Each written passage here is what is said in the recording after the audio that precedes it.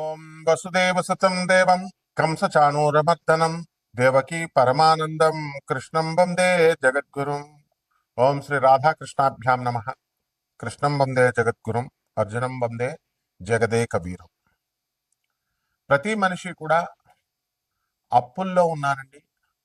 మరి ఈ అప్పుల బాధ నుంచి నేను ఏ విధంగా బయటపడాలండి అని ప్రయత్నిస్తూ ఉంటారు.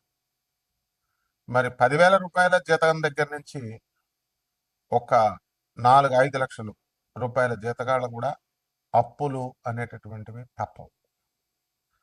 దీనికి కారణం కుజుడు. ఆ కుజగ్రహము మనకి మీనరాశిలో 2 ఏప్రిల్ 2026 సంవత్సరం నుంచి ప్రవేశం జరుగుతోంది. అదేవిధంగా మేషరాశికి స్వక్షేత్రగతుడై మరి 11 మే 2026 సంవత్సరం రోజున ప్రవేశిస్తాడు. అలాగే ఆదాయాలు కనుక మనకు బాగా పెరిగినట్లయితే, వ్యాపార అభివృద్ధి మనకు బాగా పెరిగినట్లయితే మనకి ఈ అప్పుల బాధల నుంచి మనం బయటపడచ్చు అని చాలా మంది అనుకుంటూ ఉంటారు. కానీ విచిత్రం ఏంటంటే, మీకు ఆదాయాలు ఎంత బాగా పెరిగినప్పటికీ కూడా ఖర్చులు కూడా మీకు తెలియకుండా ఖర్చులు అయిపోవడం అనేటటువంటిది సంభవిస్తూ ఉంటుంది. బంధువుల వల్ల, పరివారం వల్ల, లేకపోతే బిందు వినోద కార్యక్రమాల వల్ల, వేరే వేరే ఊర్లు హనీమూన్లు, తర్వాత తీర్థయాత్రలు, ఈ రకంగా ఏదో రకంగా మరి బంధువుల పెళ్ళిళ్ళు, తర్వాత ప్రతిదానికి వెళ్ళడం, ఈ రకంగా మరి ఖర్చులు అయిపోతూ ఉంటాయి. ఇది అనివార్యం.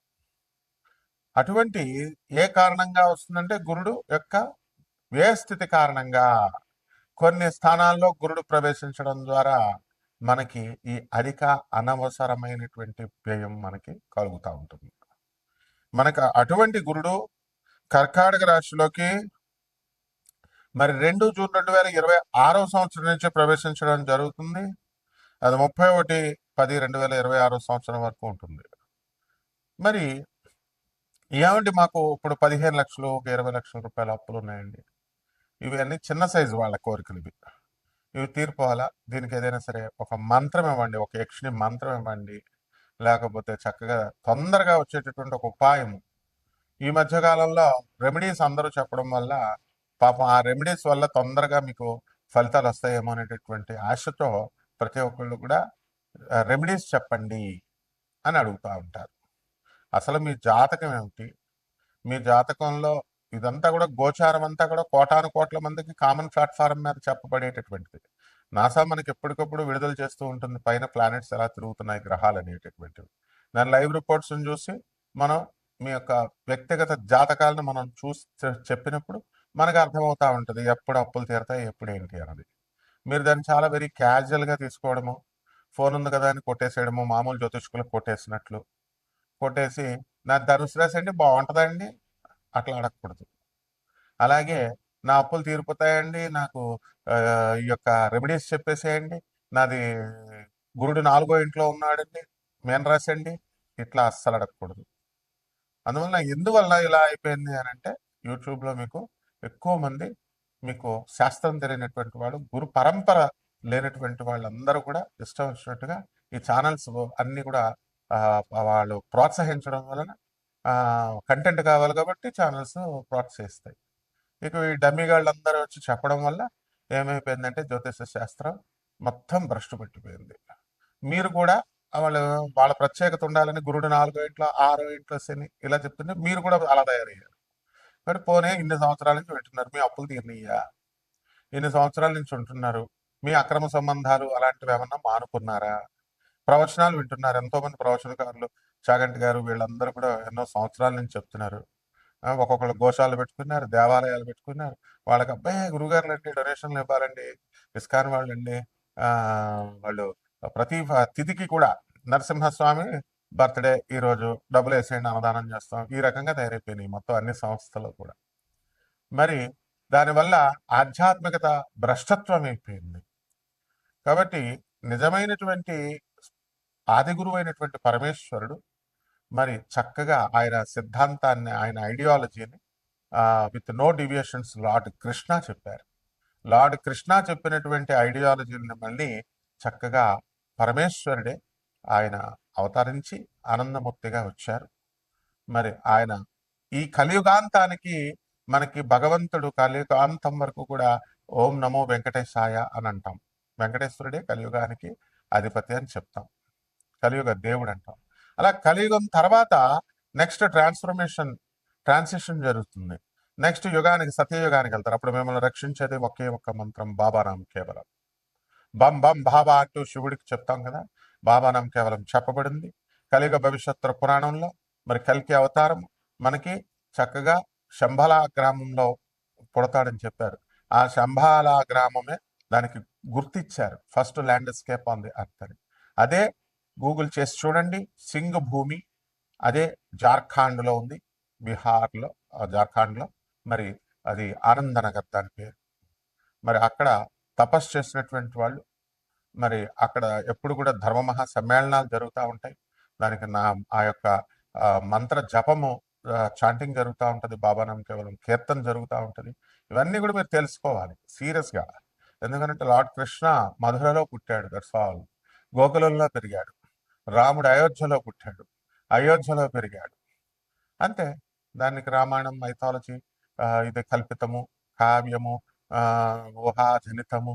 శంభాల గ్రామము హిమాలయ పర్వతాల అవతల ఉంటుంది, అది ఎవరు వెళ్ళలేరు, ఊహకు అందదు. ఇలాంటి పిచ్చి పిచ్చి ప్రేలాపనలు చెప్పకూడదు.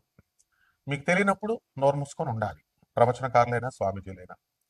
అది తెలియనప్పుడు గూగుల్ జియోలాజికల్ ఎవిడెన్సెస్ ఉన్నాయని చెప్తోంది. ఎన్జిఆర్ఐ ఇచ్చింది certification, geological survey of India. గూగుల్లో చూడండి సింగ్ భూమి అని.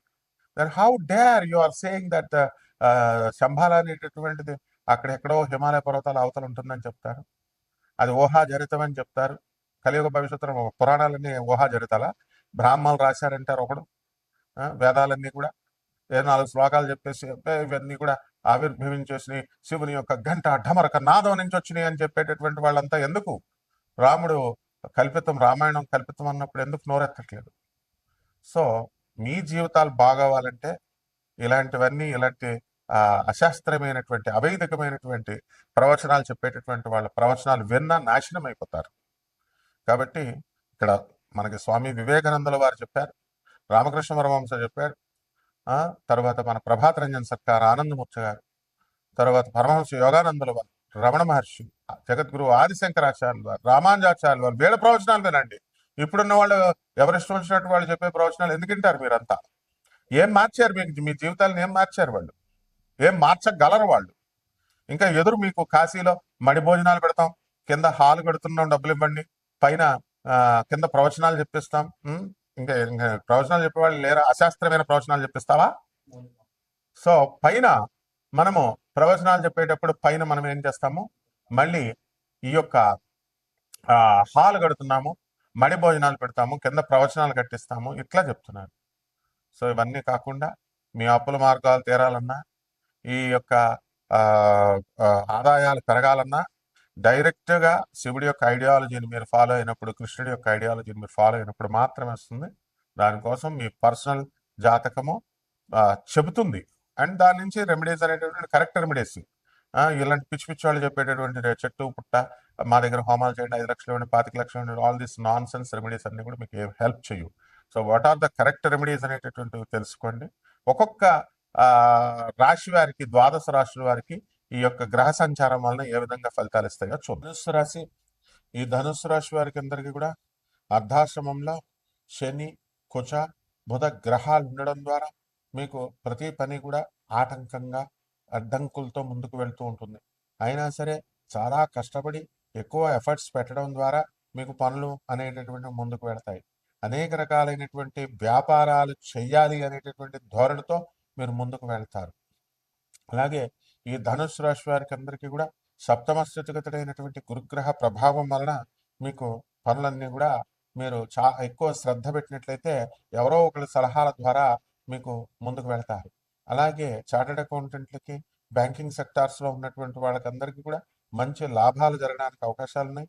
బిల్డింగ్ రంగంలో ఉన్నటువంటి వాళ్ళు కూడా తమ అప్పుల్ని తీర్చేసుకొని కొత్త కొత్త వెంచర్లు మీరు వేయడానికి అవకాశాలు అధికంగా ఉన్నాయి.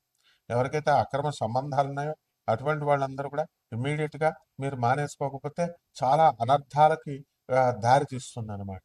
ఆ విధంగా ఈ యొక్క ధనుస్సు రాశి వారికి అందరికీ కూడా మరి జూన్ 2, 2026 సంవత్సరం తర్వాత అష్టమంలోకి వచ్చినటువంటి ఈ యొక్క గురుగ్రహ ప్రభావం వలన అప్పులు అధికంగా వస్తాయి. కొత్త కొత్త ఇల్లు కట్టాలని మీరు ప్రయత్నిస్తూ ఉంటారు. ఆ దానికి సంబంధించి అప్పులు కూడా మీకు అధికంగా రావడానికి అవకాశాలు ఉంటాయి. అలాగే ఈ యొక్క సాఫ్ట్వేర్ ఇంజనీర్లు కొత్త కొత్త ప్రాజెక్ట్స్ అనేటటువంటివి సాఫ్ట్వేర్ కంపెనీస్కి ప్రాజెక్ట్స్ అనేటటువంటివి ప్రస్తుతానికి రావు. అయితే ఈ యొక్క రాహు బలం వల్ల కుంభరాశిలో ఉన్న కారణంగా ఏదోలాగా గెంటుకొస్తూ ఉంటారు.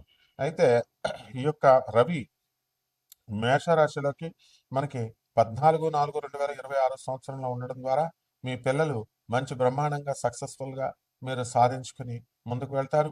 మీకు మంచి కీర్తి ప్రతిష్టలను తీసుకురావడానికి అవకాశాలు ఉంటాయి. అదేవిధంగా మీ యొక్క ఆ, ఈ యొక్క ఎలక్ట్రానిక్స్ సైడ్, మెడికల్ సైడ్ ఉన్నటువంటి వాళ్ళందరూ కూడా చాలా సక్సెస్ఫుల్గా మీరు ముందుకు వెళ్ళడం జరుగుతుంది. అందువల్ల పిసనార్ధనాలను వదిలేసి ఆ అనాథలకి, వికలాంగులకి, తర్వాత సాధువులకి దాన ధర్మాలు చేసుకోవాల్సినటువంటి అవసరం ఎంతైనా ఉంది. ఇక పరిహారాల దగ్గరికి వచ్చేసరికి మీకు ఈ యొక్క ఆ, బుధగ్రహం బాగుండలేదు. అందువలన బుధ జపం చేసుకోండి, బుధ స్తోత్రాలు చదవండి, బుధుడికి కిలోంపావు పెసల్ని ఆకుపచ్చ రంగు ఉన్నటువంటి వస్త్రాలను ఇచ్చి దానం చేసుకోండి. అలాగే చక్కగా విష్ణు సహస్రనామ పారాయణ చేయండి.